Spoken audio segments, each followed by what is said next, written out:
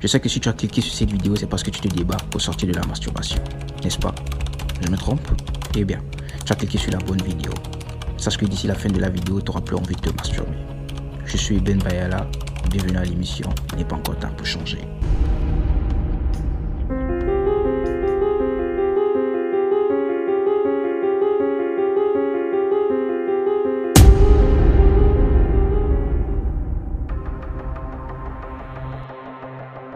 Juste avant de commencer, j'aimerais que tu sois très attentif à ce que je te dirai dans cette vidéo. Et si mon contenu te plaît, n'hésite pas à t'abonner, liker et partager à quelqu'un, forcément qui aura besoin de l'entendre comme toi. Eh bien, on commence. Il y a de cela quelques temps, la chaîne DGTV a publié une prédication du pasteur Ivan Castano sur la masturbation. Et grande était ma surprise de constater que le mot masturbation est l'un des termes les plus recherchés sur YouTube. On pourrait se poser la question: pourquoi plusieurs personnes cherchent des vidéos parlant de la masturbation sur les réseaux sociaux? Alors, selon mes analyses, il y a 4 cas. Eh bien, premièrement, ils cherchent comment sortir de la masturbation.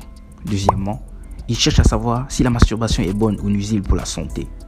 Troisièmement, ils cherchent à savoir quelles sont les conséquences de la masturbation. Quatrièmement, ils cherchent à savoir quelles sont les techniques de la masturbation. Oh, attention pour le 4e cas, chose que nous n'allons pas aborder dans cette vidéo. Eh bien, mais avant de commencer, il est très important pour nous de connaître ce que c'est que la définition de la masturbation. Écoutons très attentivement ce que M. René Colombani, gynécologue obstétricien durant 30 ans, a à nous dire sur la masturbation. Obstétricien. Waouh, très difficile à prononcer quand même. Comment ça fonctionne sur le plan anatomique? Il y a des parties génitales très sensibles, donc c'est toute cette région clitoridienne, vulvaire, qui est tapissée, garnie de petites formations musculaires qui demandent qu'à se contracter. Hein. Chez l'homme, c'est facile. Au niveau de l'organe sexuel masculin, donc le pénis, tout ça, il y a ce qu'on appelle les corps caverneux, qui sont des zones spongieuses, si on veut, qui demandent qu'à se remplir de sang, et de façon, quand il y a pléthore d'afflux sanguin, il y a érection. Et donc, voilà, sur le plan anatomique, ça revient à ça.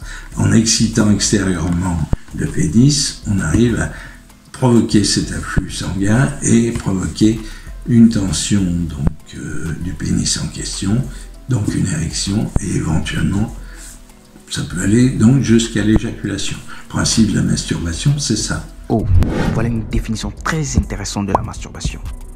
Bon, encore moins intéressante parce qu'on parle de masturbation et tout. Mais le plus souvent, on parle de conséquences de la masturbation sans pour autant parler de cause. Une vraie réalité. Alors pourtant, il n'y a pas de conséquences sans cause. J'espère que l'on se comprend jusqu'à présent. On avance. La masturbation est vraiment un sujet dont beaucoup de personnes ne veulent pas parler. Ça se comprend parce que c'est un sujet vraiment tabou. Mais, on pourrait se poser la question, quelle est l'une des causes majeures de la masturbation? Bon, moi je dirais que c'est tout simplement la recherche du plaisir corporel. Et oui, ce sont les œuvres de la chair humaine. Avant tout, j'aimerais souligner que nous sommes dans l'idéologie biblique. Et il est de notre intérêt d'abandonner la masturbation. Dis-moi, comment tu te sens quand tu te masturbes? Sale, dégoûtant, culpabilisé? Est-ce que ta conscience, elle est tranquille? Dis-moi tout. Ta conscience, elle est tranquille, hein? Suis-moi. J'espère que tu es toujours là. Tu verras quelles sont les conséquences de la masturbation. Tu verras pourquoi je te dis qu'il est de ton intérêt d'abandonner la masturbation. Alors, je te donne ce conseil. Prends une chaise, assis-toi calmement et écoute ceci. Les conséquences physiques. Pour ma part, en matière de relations intimes, je parle aussi de la masturbation parce que la masturbation, c'est coucher avec ta main. Amen. Et je vous prie, arrêtez de vous masturber. Amen.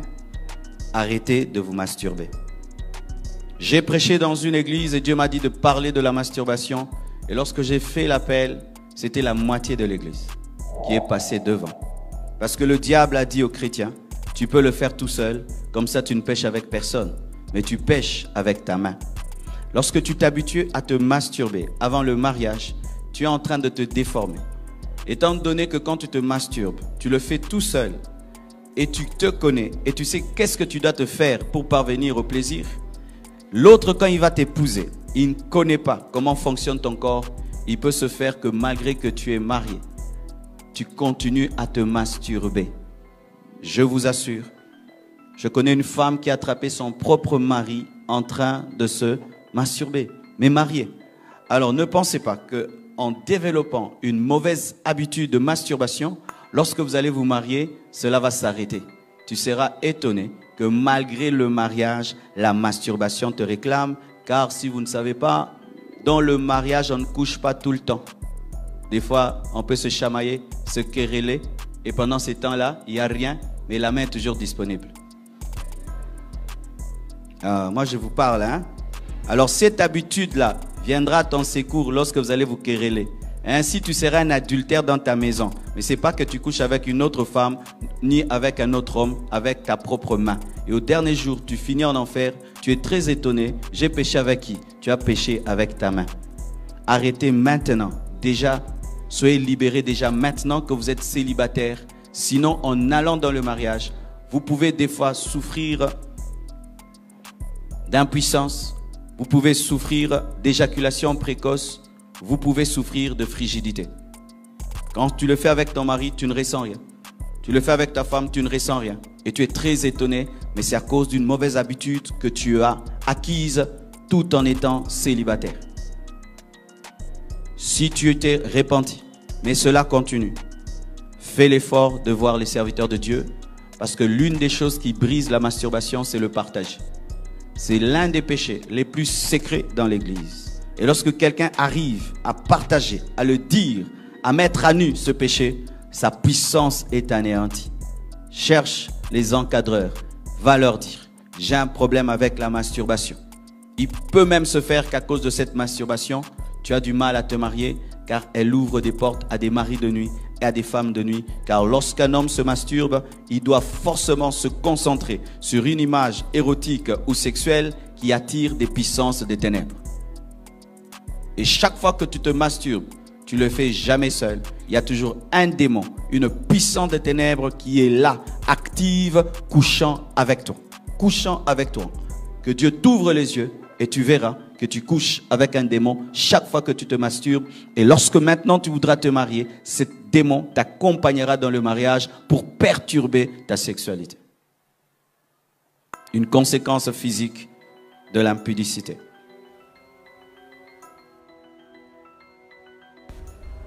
Et ouais, nous pouvons voir dans ces prédications du pasteur Marcelo que la masturbation, c'est un péché. Je pense que tout est clair pour toi. La masturbation, c'est un péché et tu dois sortir de là.